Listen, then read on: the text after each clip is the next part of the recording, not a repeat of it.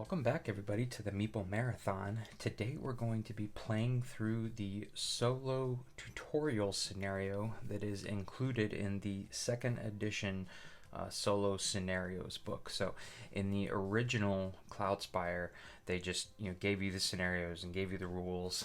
The rules are extensive, and so people were struggling with how to get started and things like that. So what they have done with this second edition rulebook is almost created a step-by-step tutorial for both co-op, 1v1, and solo. So what I have essentially done is basically gone ahead and set up the scenario 1 as if I were just getting ready to play. So this is scenario 1, which is actually only 3 waves long. And this is kind of a normal looking setup structure for all of the scenarios.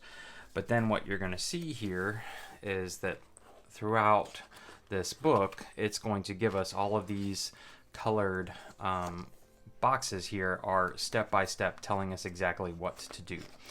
So normally you would see this where you're kind of laying out the map and it's telling you to, since it's a scenario, there's already going to be spires built and things like that. Our hero, you can see, is starting way out here. And then you can flip over, and this is the normal information you're given in a solo scenario, where it's telling you, what the AI is going to do each market and build and prep phase, things like that, what your 3 objectives are, because it's not necessarily just go bash down the gate. What the marks are, especially for the opposing faction's hero. And so we haven't really, I've looked over this, but we haven't gotten that far. So what they then do is kind of give you the rules and objectives and everything for the solo scenario, and now we start with where they are going to start holding our hand through the walkthrough. But I've just kind of looked ahead, and I feel like this is could be very helpful for some people. So we're just going to follow along with all of these kind of bubbles, blue bubbles here. So first one says, as indicated in the event phase details for wave 1, there is no event to resolve this wave. Okay. It did tell us that there are no event cards used in the solo scenarios. We simply roll a die, and it gives us a specific event based on our die roll. But again, we skip the event phase for wave 1. Then it says, in wave 1, the scenario, you receive 0 source. The income phase doesn't affect the AI. Okay, so they don't have to worry about gaining any source. I don't get any source. The Grove Tenders are the first player this wave and will purchase the earthscape. This means that you can't purchase an earthscape this wave. Since you have no source, you will not make a market purchase. So this essentially just goes away. It's gone from the market.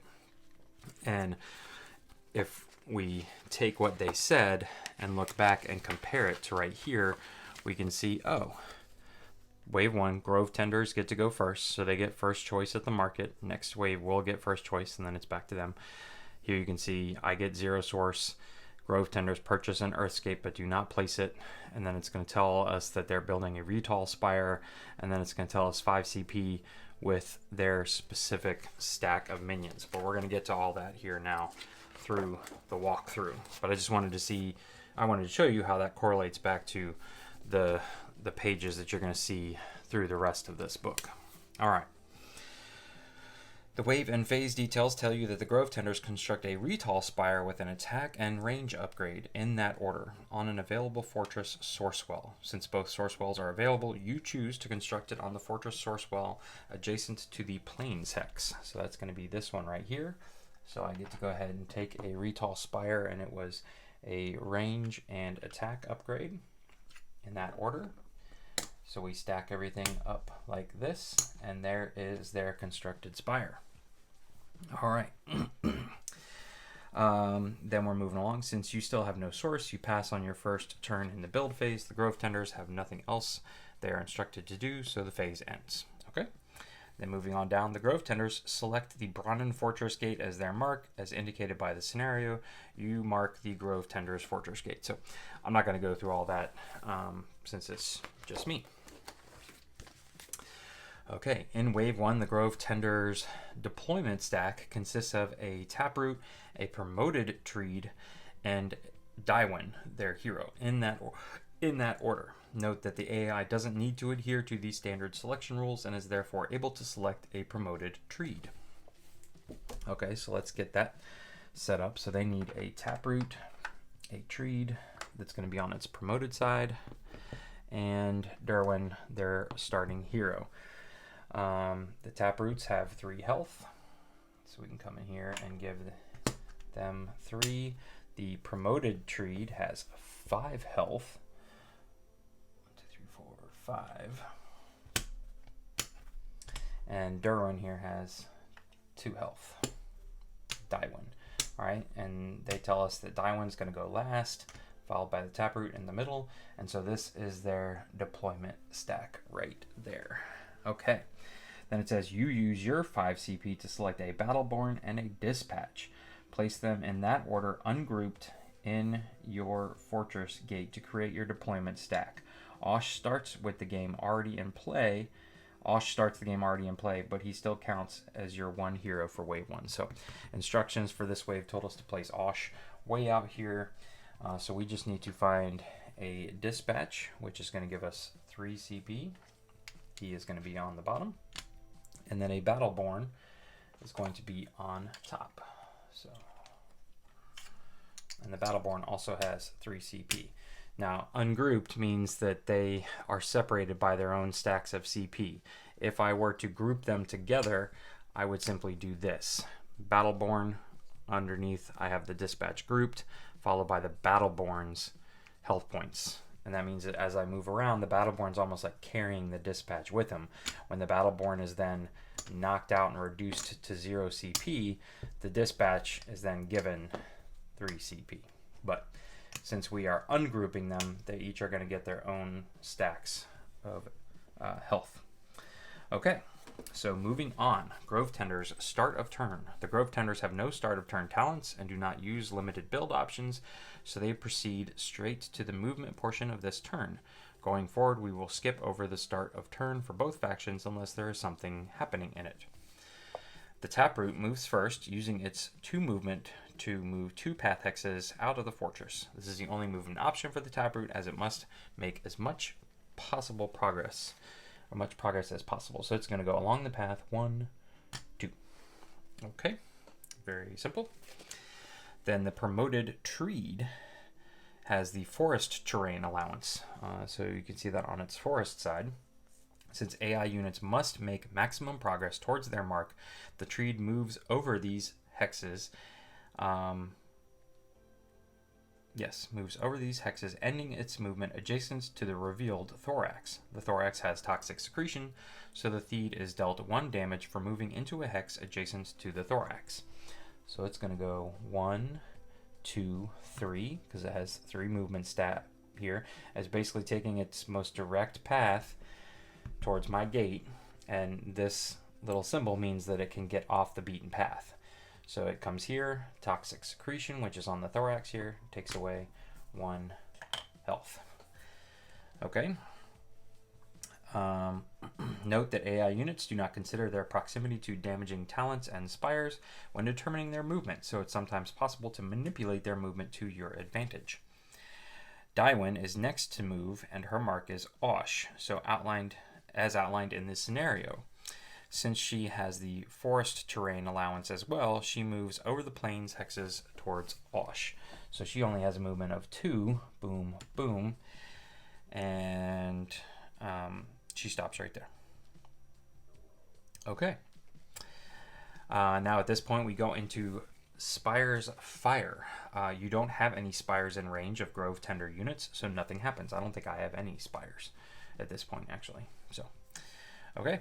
And then Exploration. Since AI units don't explore, nothing happens. We'll skip this stage for the Grove Tenders for the rest of the tutorial. Okay. And we continue. Attack. Alright, since it is their only option, both the Treed and Dywin attack the thorax, damaging it for 3 total. You get to choose the order in which AI units attack, but it does not matter in this case since the thorax does not have an attack stat to retaliate. So basically he's attacking for 2, Dywin's attacking for 1, so that's 1, 2, 3 off the bottom of the thorax. Alright, And that's it. That is it for the Grove Tenders. I finally get to start my turn. Okay, so movement now for the Bronnen. You move your battleborn forward 2 hexes, the only way it can move along the path. While the dispatch also has 2 movement, it has no way to use its full movement, so you stop it behind the battleborn. Since Osh is already deployed, you are free to move him from his starting hex, but you keep him where he is for now. Okay, so the battleborn are going to move their full movement along the path, 1, 2. And then dispatch would love to do that, but he gets stuck right here.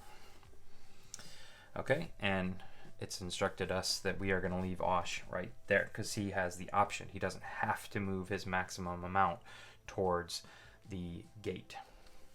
All right, Spire's Fire. You units are not in range of any Grove Tender Spires, so nothing happens. Right now, this is the closest one, but you can see it has no additional range chips underneath it, so it's only able to damage what's right here. Same with this one. It can only go right here. Whereas this one, I was like, why did it get an extra thing? But these were set up based on scenario rules. So the scenario rules supersede what's printed on the chip. So that's why this has 2 defense added to it, and this has 2 additional range. So this one can actually hit as far as 1, 2, like 3. So all of these hexes here. Boom, boom, boom, boom, boom, boom, boom, boom, boom. All right. Exploration. Your units are adjacent to 2 landmarks, but you choose not to explore them this turn because you don't want to risk taking damage from a landmark minion.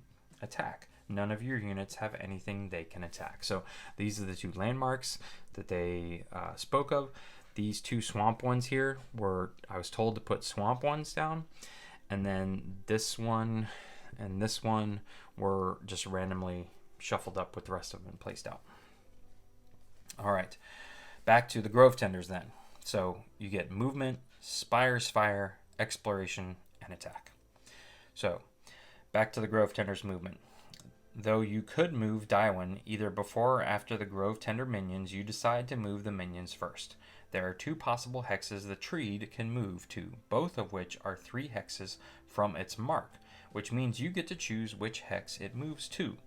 You choose the route that causes the tree to take 2 damage from the thorax's toxic secretion. Okay. So what it is saying is that it wants to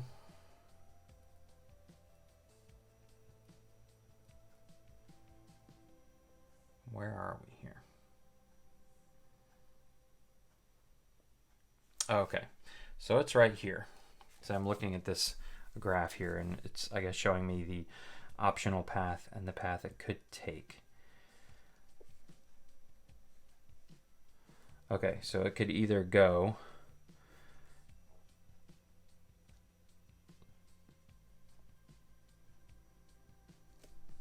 down to here. 1, 2, 3, or 1, 2, 3. 1, 2, 3. Why couldn't it go 1, 2, 3? The taproot continues down the path, moving 2 hexes. Daiwen moves. Okay, I guess just because it wants to move its maximum.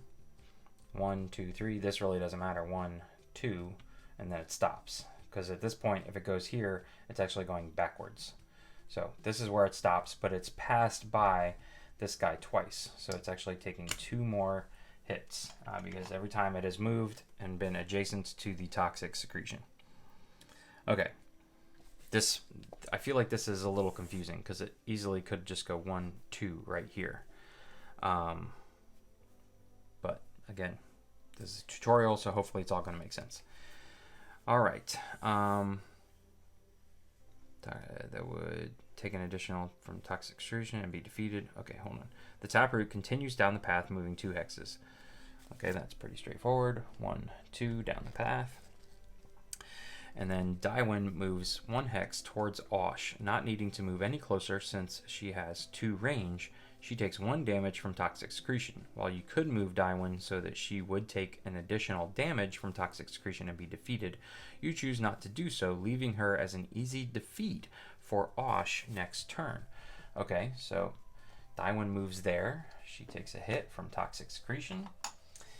And like I said, we leave her there. So then we go on to Spire's Fire. Nothing happens.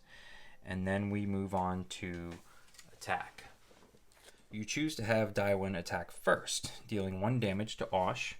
Okay, so boom, straightforward. That's taken out. Since she is not adjacent to Osh and he does not have a range himself, he does not retaliate. Okay. The Treed is in position to attack either the battleborn or the thorax.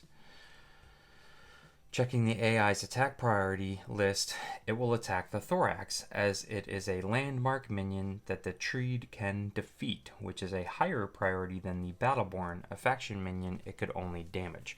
So basically, the AI always prioritizes being able to completely wipe something off the map. So the battleborn has 3 health, whereas the Treed only has 2 attack. But the thorax only has 2 health chips left. So that's what they're saying, basically. Which is a higher priority. A faction minion, it could only damage. While the thorax is defeated, AI factions do not get source rewards for defeating units or spires. So this thing is basically just returned to the tray. Stick it over here so we don't get confused.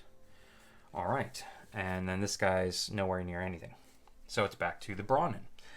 Both of your minions are blocked by the Treed and are unable to move this turn. You may move Osh 1 hex towards Daiwen so he can attack her, and we will do so. So boop. Spire's Fire, nothing happens. We're not in range of any of their spires. Exploration, you choose not to explore either landmark adjacent to your units. Okay. Let us continue. Attack. Both of your minions can attack the Treed. You attack with the dispatch first. Okay, because he's got 2 range here. Alright. Dealing 1 damage. Since the dispatch is not adjacent to the Treed and it does not have range, it cannot retaliate. Okay. So I don't really know what the tough symbol is, but that's fine. I'm just following the tutorial. Whoops. This one doesn't take any damage. This guy takes damage. So 1 to him at range. Okay. Then you attack the Treed with the battleborn next, defeating it and gaining 2 source. So since we attacked with the dispatch first and it was not able to retaliate, now when we attack with the battleborn, this guy is officially done and cannot retaliate. So I am going to finally gain some source, and I will gain 2 source. Okay, Osh then attacks, and so this is returned over here. Since Osh is a hero, Osh then attacks Daiwen, defeating her and gaining another 2 source. I like how this is going. Boom and boom. All right, tick, tick, tick, tick. Since Osh is a hero, you can level him up when he makes a defeat. You give him an attack upgrade. Okay, so we're going to take one of these. And tick, tick, tick, tick. Yep, I just get to give it to him for free. Okay. Movement. The Taproot is the only Grove Tender unit left. It moves 2 hexes along the path. 1, 2. Alright, Spire's Fire. We don't have any. Attack. Nothing happens. Alright, bronnen. Movement. You move the battleborn 2 hexes down the path towards the Grove Tender Fortress gate, and then move the dispatch 2 hexes as well. You do not move Osh, leaving him on his current hex and out of the way of the incoming Taproot. Okay, so you go 1, 2, and you go 1, 2. Okay, and we continue. Spire's Fire, nothing happens. Remember, this one only has a range of 1. Exploration, we're not next to anything. And attack, we're not adjacent to anything. And he is, you know, more than 1, 2, I believe. Or is it 1, 2? Either way, he's not getting there. Okay, so the Grove Tenders. The Taproot moves 2 hexes down the path, finishing its movement adjacent to the battleborn. Okay, so the fastest route is 1, 2 now, right here. Spire's fire, nothing. Attack. With Osh too far away, the taproot can attack either the battleborn or the dispatch. Okay. Since both options are faction minions that would be damaged but not defeated, they're equal in attack priority. So you get to choose which one is attacked. You decide that the taproot will attack the battleborn and deal 1 damage, with the battleborn retaliating for 1 damage as well. Okay, so yeah, I'm not sure whether his range, I guess, does matter with the retaliation, but either way, he's attacking for 1 and he retaliates for 1. So boom, there we go. Attacking is very straightforward in this game, which is nice because the minions this is all programmed movement. Most of this game is strategized around how you use your heroes and how you stack up your minions. And then you just let things play out from there. So, that's it. They've attacked. So now we are back to us. You can't move the battleborn closer to its mark thanks to the taproot blocking the path. A lateral move is possible, but you decide to keep the battleborn put. This means that the dispatch can't move either. You move Osh 2 hexes adjacent to the taproot. Okay, so he's going to go boop, boop. All right, I believe his symbol with the trees on it means I could have gone boom, boom, but that's what the picture shows me. Spire's fire, nothing. Attack. Osh attacks first, dealing 2 damage and defeating the taproot. It's now 2 damage because I have this attack upgrade. So his 1 now has become a 2. I hit him, boom, takes 2 off. He is now defeated. Okay. And I gained, what was it? 2 source. Tick, tick. Okay, so we're up to 6 now.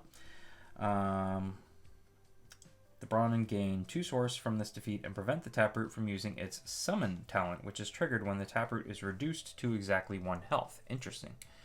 Osh levels up, flipping to his promoted side and removing his attack upgrade.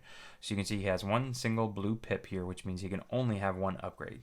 So after he's fully upgraded, the next upgrade he gets is being promoted, and he starts back over.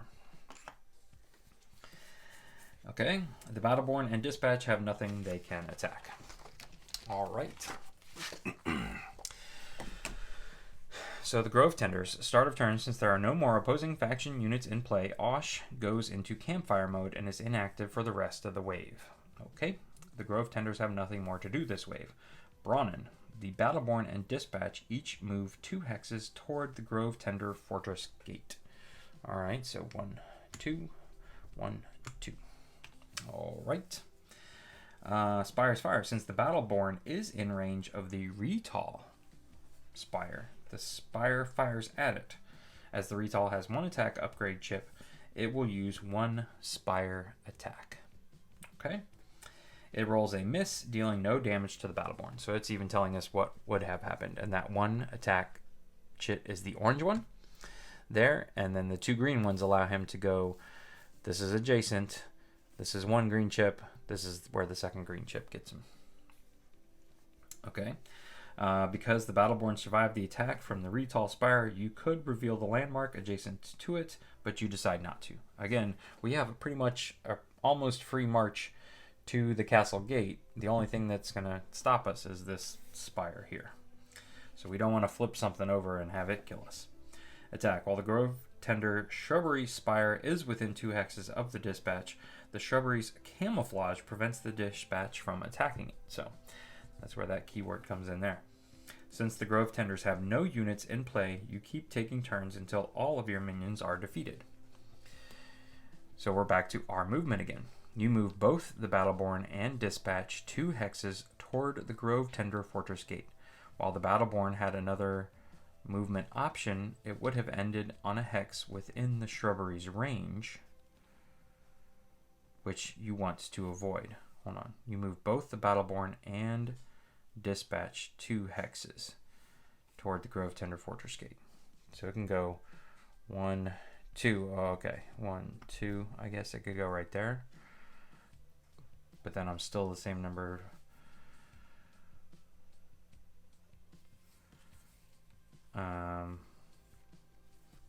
Yeah, and then the dispatch is going 1, 2 right here. Yeah, I don't see why you would have gone right here, because I feel like this is further away. But so These still cannot reach us, but this guy can reach 1, 2, 3, either one of us. Both the battleborn and dispatch units are in range of the Retail Spire. AI Spires consider their maximum damage potential when choosing targets.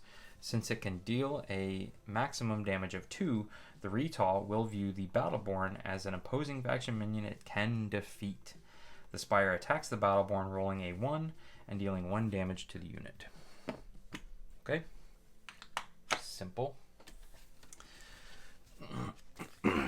Alright, exploration. Nothing happens. Attack.